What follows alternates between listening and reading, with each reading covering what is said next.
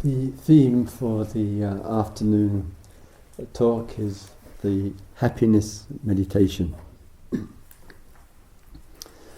On the opening evening here, I referred for a few minutes to the field of pleasure. And it's one of those areas in life to find a clear and balanced relationship with. And in its more gross and perhaps unsatisfactory form or expression, it is the desire and sometimes a compelling tendency towards having, to getting and owning. And this easily can become a consistent movement which is sometimes bizarrely referred to as living in the real world. And a shift, if not a revolution in consciousness, contributes significantly to changing our relationship to that. So that in the movement of our inner life, there is much to appreciate, and the touch of pleasure upon our senses and inwardly really is to be valued and acknowledged. And how much during the flow of the day through the senses can genuinely be a really pleasurable experience. The problems of life, and I'm referring here to particular tendencies, usually start off with pleasure. Nearly all of them. And that can be from the obvious ones of alcohol and drugs, and gambling, and and food, and sleep, and mountains of other kind of tendencies. The initial, which is giving some pleasure. But because of some latent addictions in the inner life, that the push of those tendencies makes the pursuit of pleasure more frequent. And then it takes such a grip upon us that the pleasure is followed by the pain. And this creates a lot of turmoil and confusion and unhappiness in one's life, because one feels to be a prisoner of the need for pleasure and then having to endure the pain about it afterwards. So it's easy to, with the language, to express concern about that. We have a small, actually growing bigger army of people in our society who work extremely hard, I'm talking about the psychotherapists and the psychologists, to help free people from being a prisoner to their addictive behaviour. And all sorts of skillful and helpful ways and means are employed so that the person is no longer trapped in the tendency of pleasure and pain, pleasure and pain, pleasure and pain. The meditation process, as I just mentioned, gives real acknowledgement to the touch of pleasure. There is no rejection of it, but there is a care or a mindfulness or a vigilance that goes with it. And the care or the vigilance, people know the word vigilance? Mindfulness? Vigilance? No, mindfulness is good enough. So the mindfulness there is to appreciate the touch, let it go, so that there is no wanting to repeat. It's not the touch of the pleasure which is the problem. It's the desire to repeat. And repeat again. And eventually it will make one sick. Yeah. One likes, what would be a common one, popular? I don't eat much of it myself, but ice cream. One can have a scoop of ice cream and say, wow, that was 5-star Italian ice cream, whatever. It might even be German ice cream. It won't be English ice cream, but anyway. And so one has a scoop of ice cream. Oh, I'll have another one. So one has another one. If one keeps doing it, eventually that which was giving one so much pleasure will make one sick. This is the cost. This is the price. So the vigilance, the mindfulness, the carefulness is to enjoy life in its field of pleasure via the senses, but to be extremely careful of not grabbing onto it. And that can apply, as I say, the simple principle of ice cream, but also with anything else whatsoever. You go on holiday, you have an amazing time, wonderful place, food's great, climate's lovely there, and one grabs hold and says, I really want to go back to that place next time. It may be wonderful the next time as well, but how easy it can be through the grasping on to that the comparing mind sets in for better or for worse. So part of our practice is to enjoy life fully with that care. Am I holding?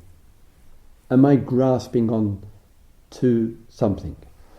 And noticing that will protect us from being a prisoner to our impressions, whatever they may, to being a prisoner to our impressions. There. In the stepping back, very temporary.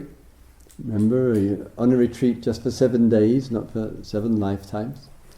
So in the stepping back from, to some degree, from the world of the senses, not completely, this then places us for a short period of time much more with the inner life. And Nicole each morning has been giving you the meditation instructions, etc. And it's important to remember, when turning to the attention to the inner life, if we, as it were, just explore the meditations, hopefully 2 things begin to emerge there. One is the element of calm, tranquility, relaxation, and that element of relaxation is throughout the body, throughout the heart, throughout the mind, to relax the whole being. That relaxation of the whole being begins to allow energy, which is an important element here, to flow and be felt, mostly through sensations, that little bit more easily and clearly. And there's some greater sense of a little bit more calmness coming in. It may just be that the experience of some relaxation and calmness is just at certain times during the day. And in getting to know ourselves, it therefore means from the very beginning of the day to the end of the day there. Sometimes people they will say to me, oh, Christopher, I'm a morning person. So you're a non-person for the other 18 hours.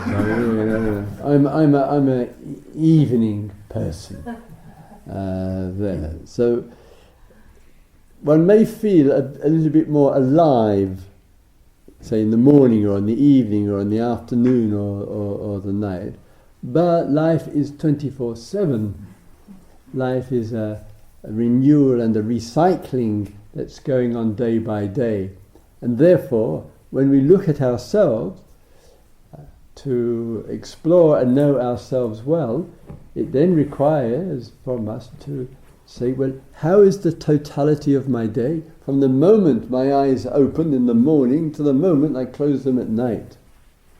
And it's that fullness of the sense of the day, that the day is full.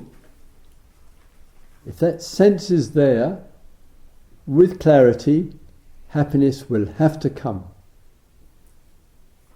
Well, happiness will have to emerge out of the cells if there is a total interest to everything which the day presents.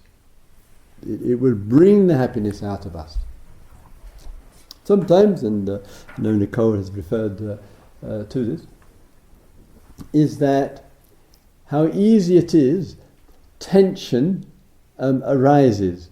And tension, not attention by the way, it's another ball game, tension arises, is also a habit.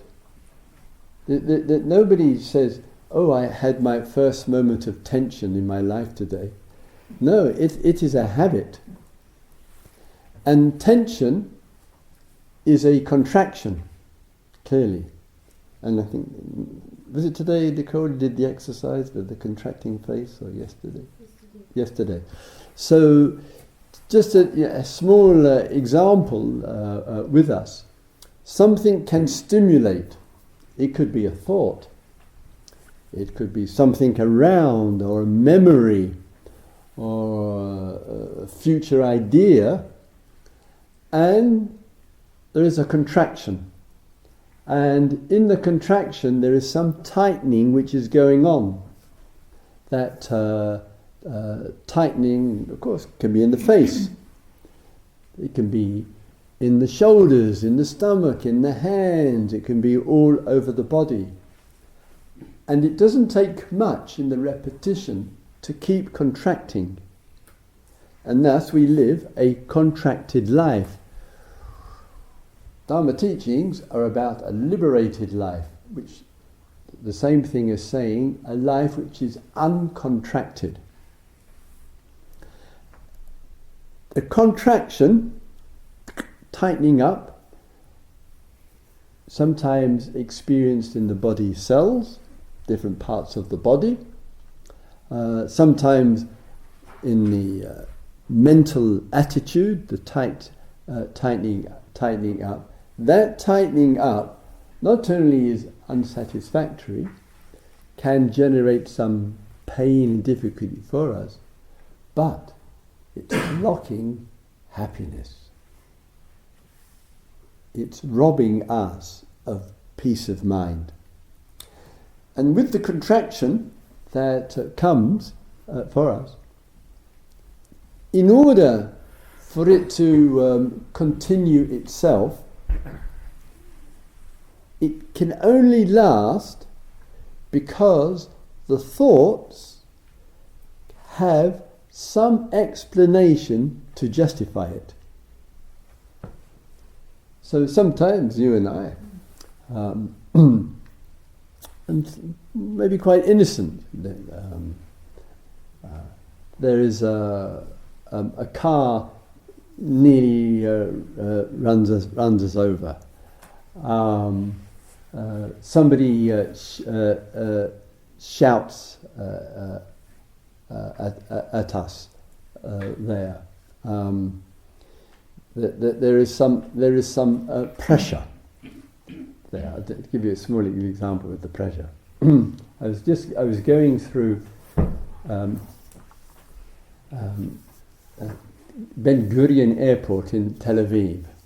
It's the equivalent of a police state, and so the passengers going through, and you get checked far more at Ben Gurion, I must say, than many other airports that I've been through, because they're always concerned one might be carrying a bomb, a package, innocently on the plane. So there's some reason behind it. And I've been through many times, and occasionally they pick out a few for the search there. And so I'm going through. I hardly look like a bomber, do I? So anyway, so they put it through the X-ray machine. Before it goes to check in, they have this huge X-ray machines, and they put all your luggage through the X-ray machine, and then the person at the other end sent me over for the search there. So the only little concern I had, when I got to my suitcase, she said, "Are you carrying any books?" And I said, "Yes." And said, "How many are you carrying?" So I said, "Well, just a few there." And I've been through enough to know with them. So I opened up there, and on the top I put the books. Well, one was on the Yoga Sastra Sutra, which was written by a friend of mine who teaches philosophy at the university, and somebody gave me a book called Superfoods. They must have thought I didn't look very well or something. And I was reading Birdsong by Sebastian Fuchs, which is one of the great novels of the decade, I have to say. Sebastian Fuchs, Foulkes, Birdsong. Yeah. Actually, wonderful, sorry. And etc. And then she looked, and then said, "Oh, okay." And off I went. And I had a little contraction, because underneath the clothes I had books from the Palestinians. Books about the human rights abuse of the Israeli armed forces. I've worked with the families of the what's called the families of the martyrs, those who have suffered under the occupation, and I had literature of statements from Palestinian women about what's happened to them. So all of that was buried under the clothing.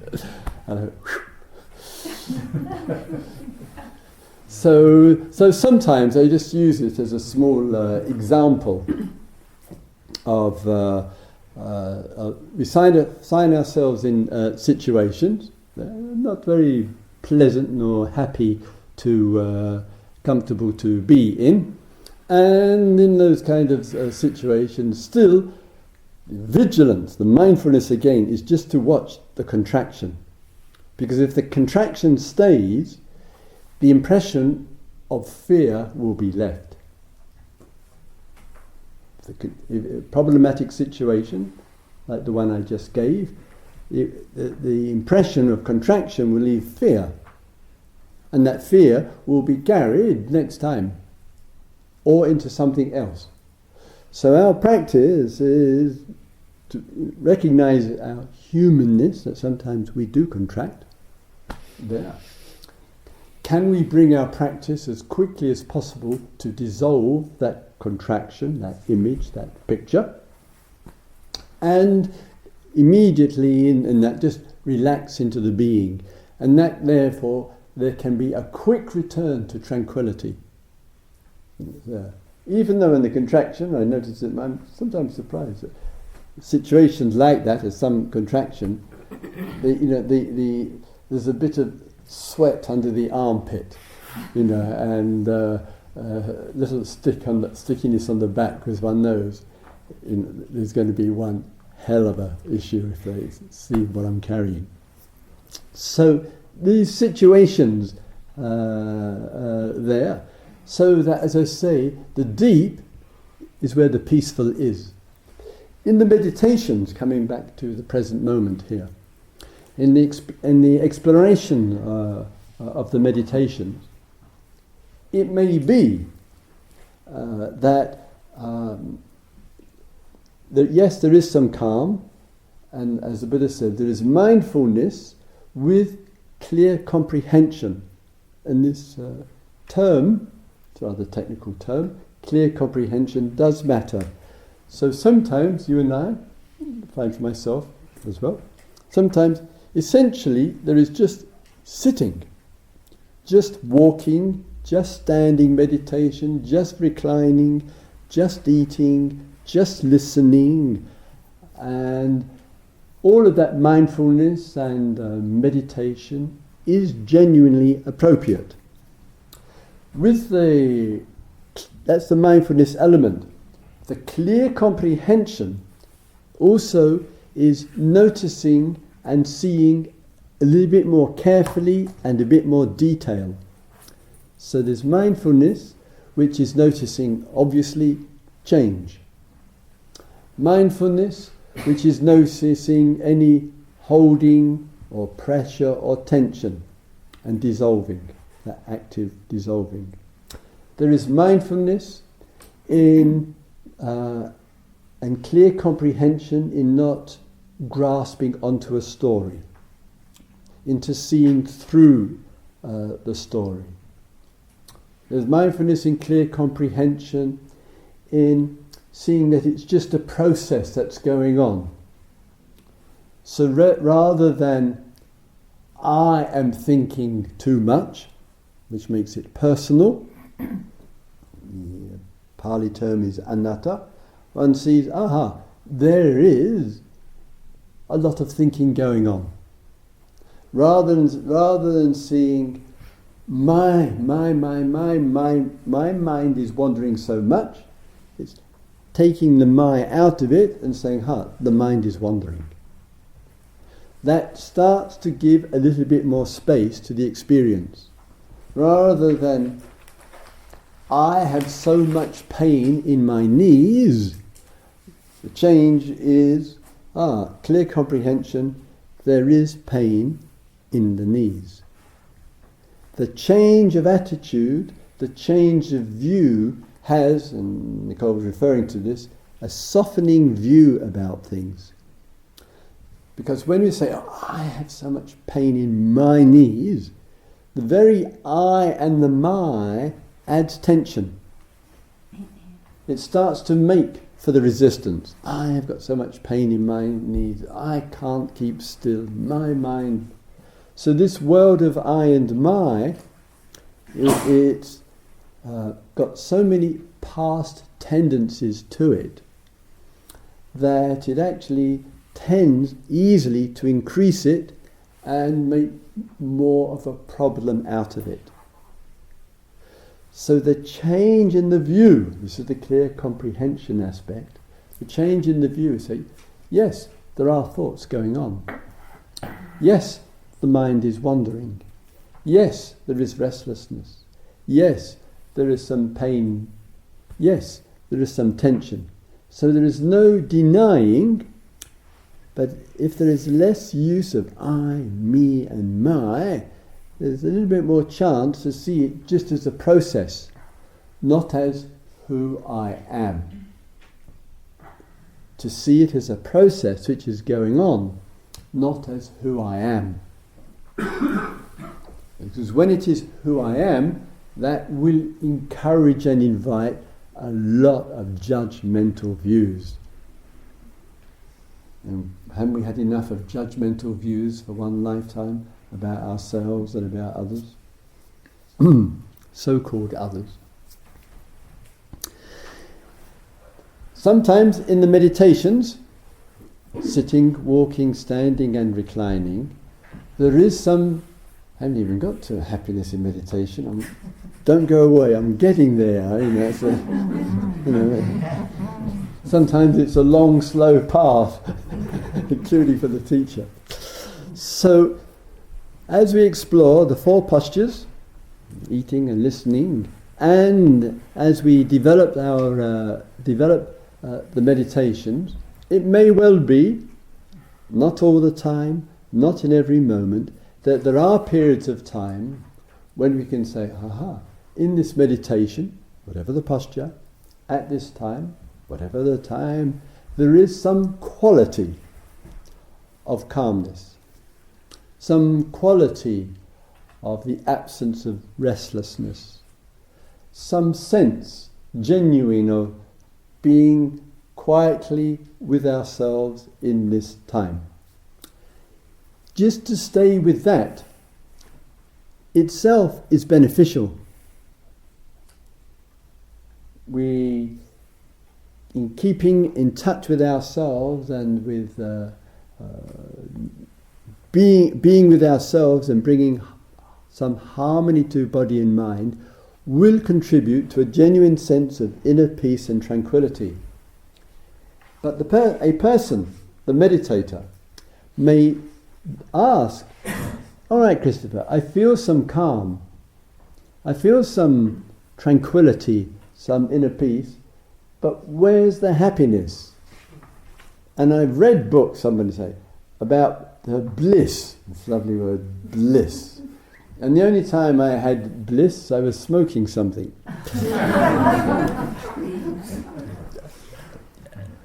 So, I can't think what, but anyway.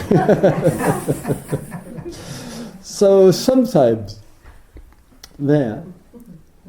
it's where the Buddha's teachings recognizes this. Sometimes it requires from us some reflection.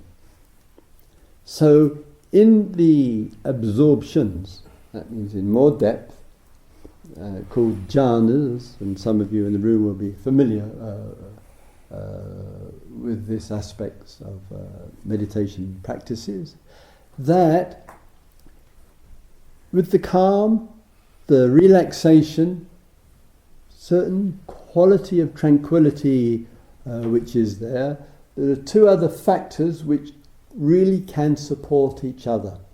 And one is reflection, and the second, that the reflection can contribute to bringing out the happiness. And sometimes the reflection can be quite short and brief, but it touches a warm place inside of us. For some, it could be sitting in the meditation hall and having a sense of the Sangha, of women and men, of practice together, sharing in the silence together, supporting each other by our stillness and by our silence there. And that can just bring out natural happiness. The happiness of just appreciating and recognizing at this time that one is quite well established in the now.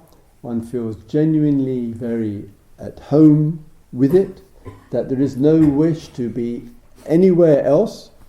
There's no interest in what was, there's no interest in what might be, that it feels enriching and appreciative for just being right now, and that recognition of that, reflection of that, can bring out happiness out of us.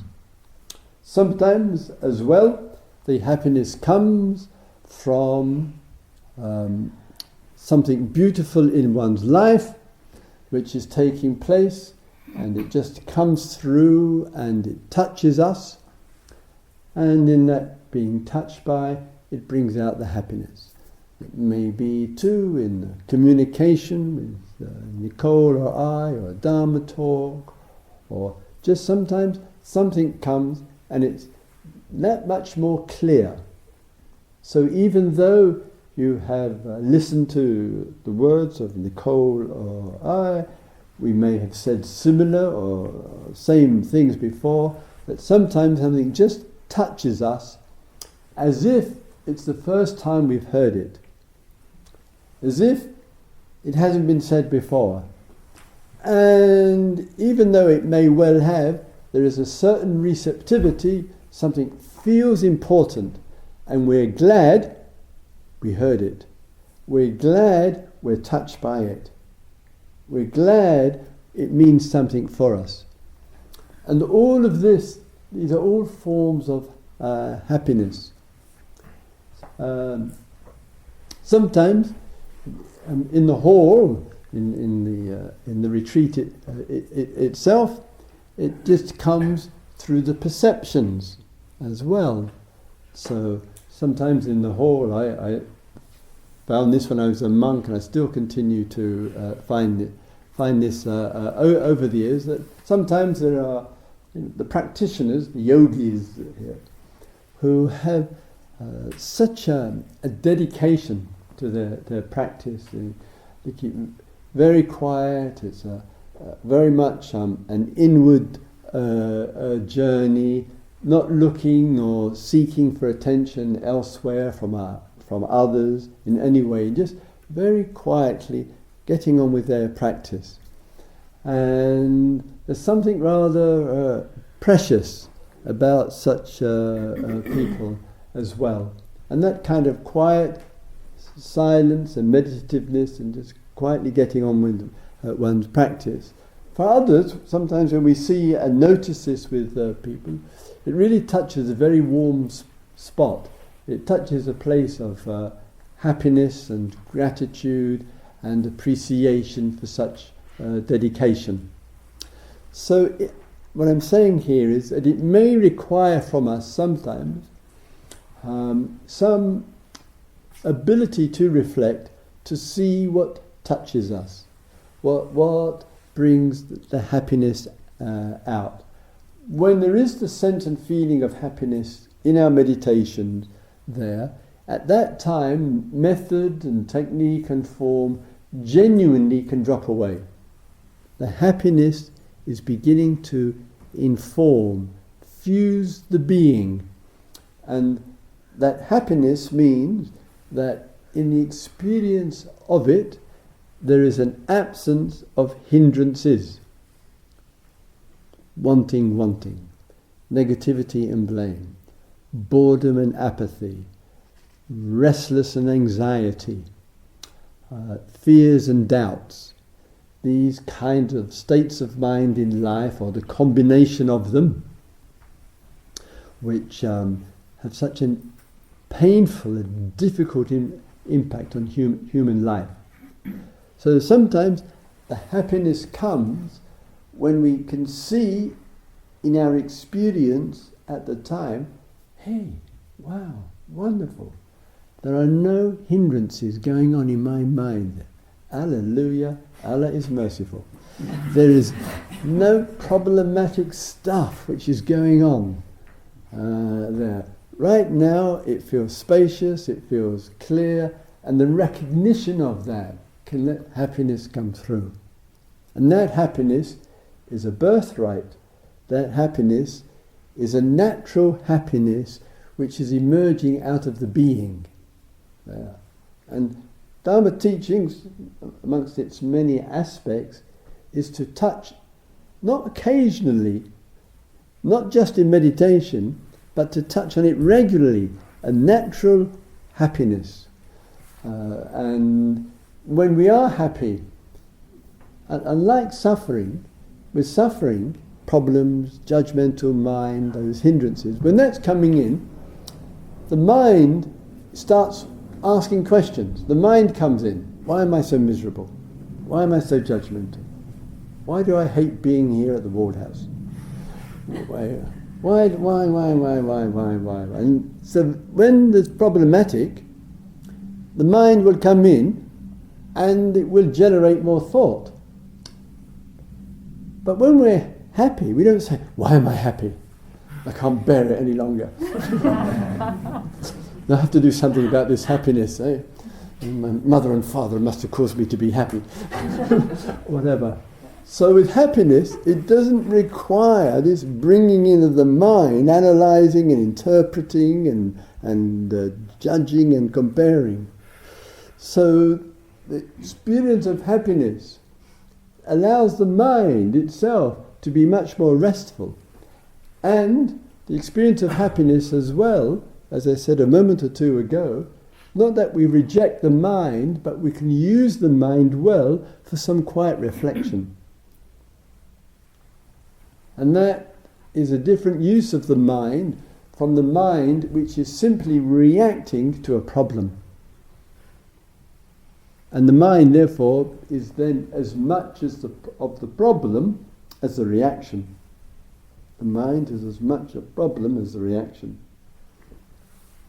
So our going deeper there, so there's a small reminder here, if there's some calm and well-being in the meditation there, do please give a little time for some reflection. Bring some the touch, the sweetness of some happiness to come through.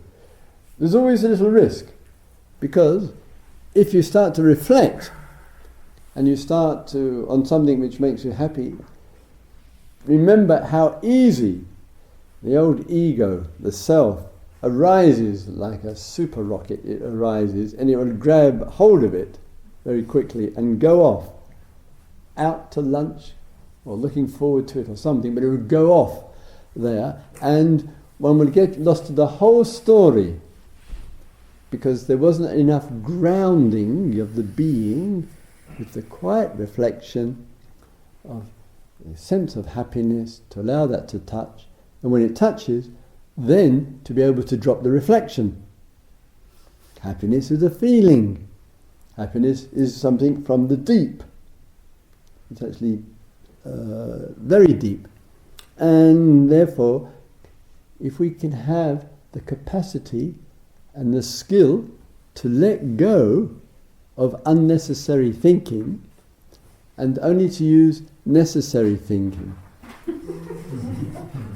And the Buddha commented, I find it's another one of these outrageous statements of his, which are completely off the wall. He said, the wise one thinks what he or she wants to think and doesn't think what he or she doesn't want to think. I thought,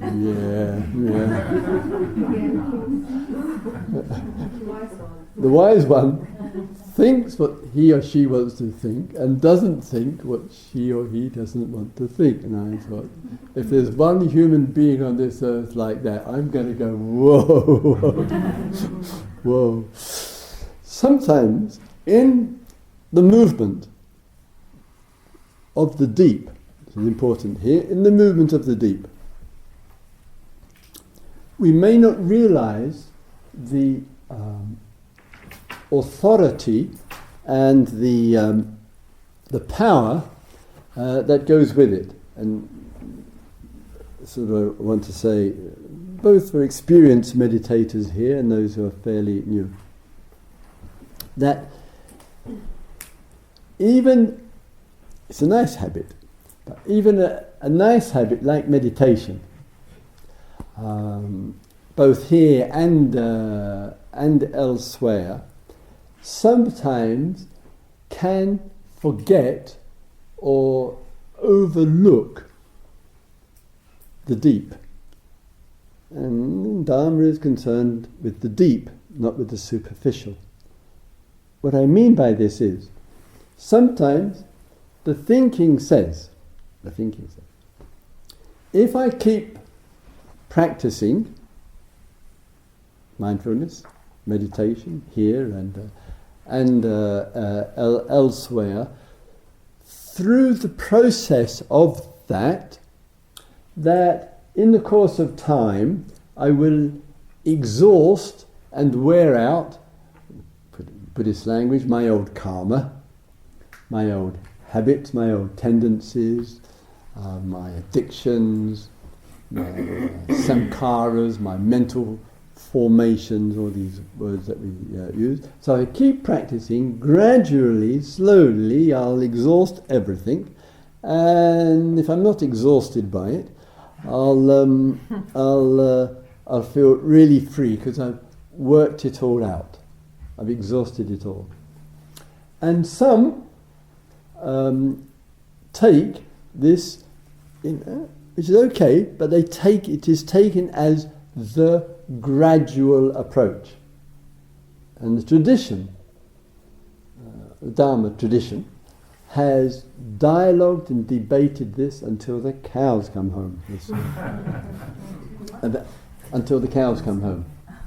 Debated it, discussed it about the gradual way, the gradual path to there. Others will say, no, it's not like that. Though there can be, along the gradual way, lots of touches of the sweetnesses of happiness, bliss, joy, serenity, gratitude, appreciation, love, all of that can emerge, and it's beautiful that it does in the Course. If it's not emerging, one is not seeing very clearly something is happening. If it's not emerging, the beautiful states of the heart. But it's sometimes in a gradual way, and then there are some in the tradition. I don't really subscribe to either view, but some will say in the tradition,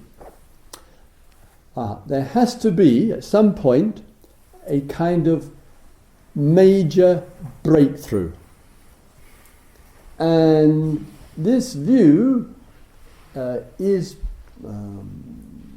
somewhat inspired, I suppose, by the Buddha. He sat under the tree and the Big Bang Theory went off in his inside of him, and had this great enlightenment, and therefore it would appear from the commentary that he had a massive, huge breakthrough, and that this breakthrough ended the whole idea of path and goal and getting somewhere, and a complete breakthrough.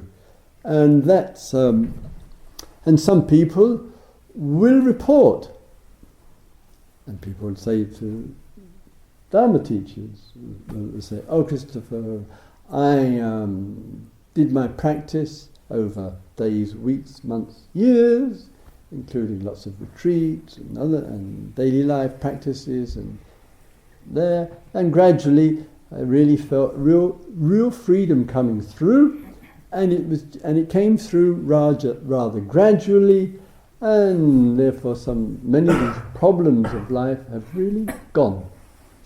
They just are no more. And therefore the gradual path really did work for me, and it works very, very well, and wonderful to hear that." Others will say, there was the sudden breakthrough for me. There I saw life in a radically, dramatically different way. It seems to fit in extremely well with the language of the Buddha, of realizing nirvana, seeing the true reality, discovering the immeasurable, touching emptiness, finding of the infinite. And over the years, both in the monastery and subsequent, of course, I had the privilege of listening to many, many there. So some will take the view, happiness comes gradually, it develops. As the problems get less, happiness comes.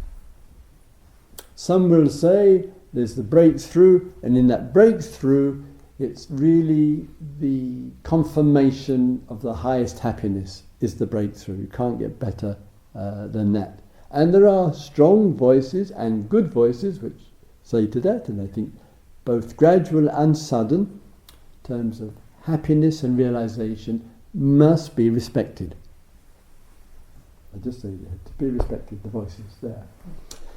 Some, and this is where I want to make the point here with us, sometimes, in a way, it's neither of those. And what I have in mind here, that in the deep, where a human being's authority is at his or her best, because nothing much can change in the superficial, so in the deep, it can be that sometimes there is some awareness and realization that something, let's say, has to stop. Enough. Enough is enough. And the authority comes in, sometimes quite strongly and dramatically, and says enough, and it stops, whatever it might be. Suffering, unhappiness, conflict, confusion, habits and patterns, etc. And when there is a break from the unsatisfactory old, someone's not had some huge transcendental experience, one is not going on a long gradual path, and the Buddha has not stressed either of those, but recognizes their importance. And therefore sometimes what comes in is the voice of authority, which is the voice of liberation, and there is a break from the unsatisfactory past, and in that break from it, things have changed completely. Nothing gradual, nothing transcendent. There's an immediacy about it, and that means that truth has touched one. Because one of the clear expressions of truth, it is a break from the unsatisfactory past. Dharma, that means truth. If it's no break, it's a wish, it's a view, it's a feeling, it's an opinion.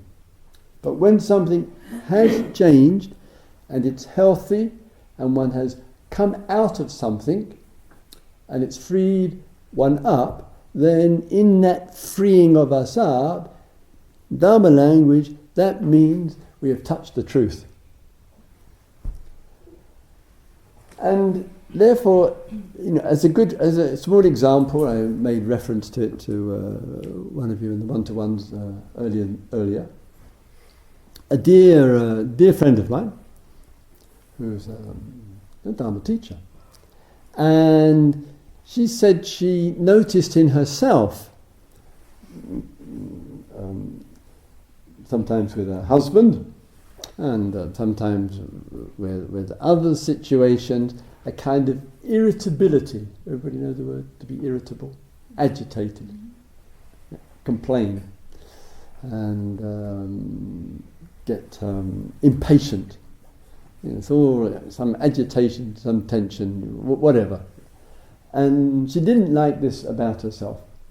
And we noticed this would come up quite regularly, and of course it didn't help the relationship. Her husband felt judged by her, and a certain kind of intolerance of the attitude.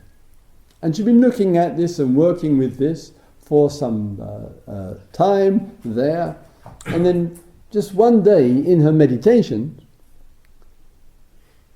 the voice of authority came through, and she said to herself, "No more, from now on, this stops. It's the finish of it. There is no more continuity of this." And that was a year ago, and it hasn't come back. Some may say, well, she must have repressed it somewhere. If it is, it will come back and boom, because pushed back, if it's pushed, the pressure will build and it will explode, and we'll say our prayers for our husband.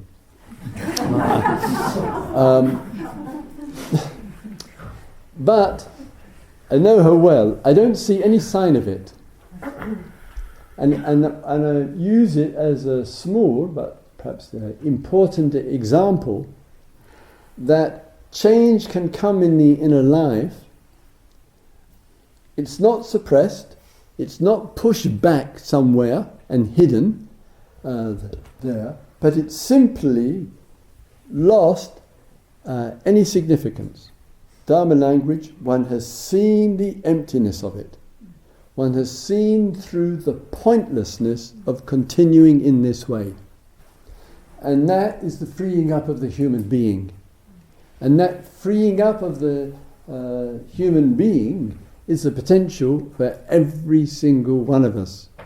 And therefore, to know a life which, in Buddhist language, here for a moment, we do not feel to be living under the burden of karma. That means under the burden of unresolved issues, under the burden of unhealthy, unwise, unskillful patterns of the past. And therefore, there is a happiness that can emerge through the touching of the truth, which makes a real radical change, and one of the expressions of that happiness is a real relief. It's a relief. And some, and of course in the room here as elsewhere, some of you, and it's very touching to listen to, are genuinely attending to, in this period of your life, some rather serious health issues.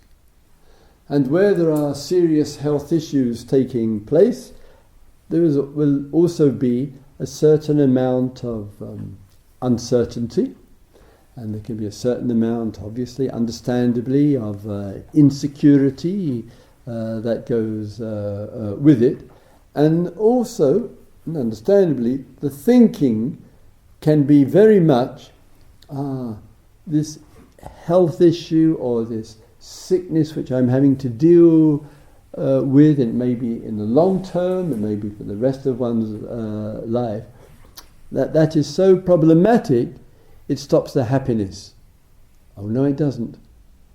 That would be to give too much authority to the physical issues. It is an issue, of course. It does need to be addressed, of course. One has to be very clear that this body is not yours. It never was, it never will be. It's not your possession, this is not my possession. There. I am not the owner of a body. I'm not the possessor of a body. It's a view which we've grasped onto, we've told ourselves, we've told each other. If it belongs anywhere, it belongs to nature. If it resides anywhere, it resides in nature. If it's an expression of anything, it's an expression of nature. It is not who I am, it is not my possession, and it's not what I am made up of. It's not a place to generate a problem about. And therefore, there is respect for nature in the form of the body. There is giving care to it, or the appropriate steps that are required with sickness. And the more clear we are about that, more ease there will be inside, the more tranquility inside, and the more happiness will come. And over the years, having listened, privileged thousands of women and men, and dealing with all manner of health issues, some have said to me and to others, this major health issue, whatever it may be about, and some have said, Christopher, this might well be my last retreat, because the future is now so incredibly unknown, it might only be days or weeks, whatever. And some people have said, it's an extraordinary statement of, do you know, this sickness is the best thing that happened to me. This really woke me up in a way that I was not woken up before. And I'd rather have one day of really being awake to life than sleepwalking. And as the Buddha said, better to live one day fully awake than 100 years asleep. And so sometimes for some people it's taken the dramatic event called the uncertainty of life, sickness, health, insecurity. Sometimes that's been the impact that's shaken us up, that's got us questioning.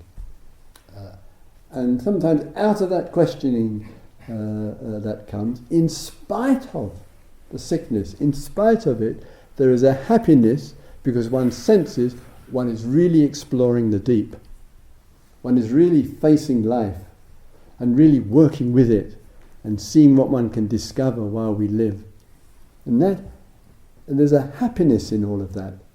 It's authentic, it's real, it's true. One's being true to something and true to oneself there. And all of that, we want to see the different ways that happiness really can come into our meditations. And it's one of the most precious elements of human life.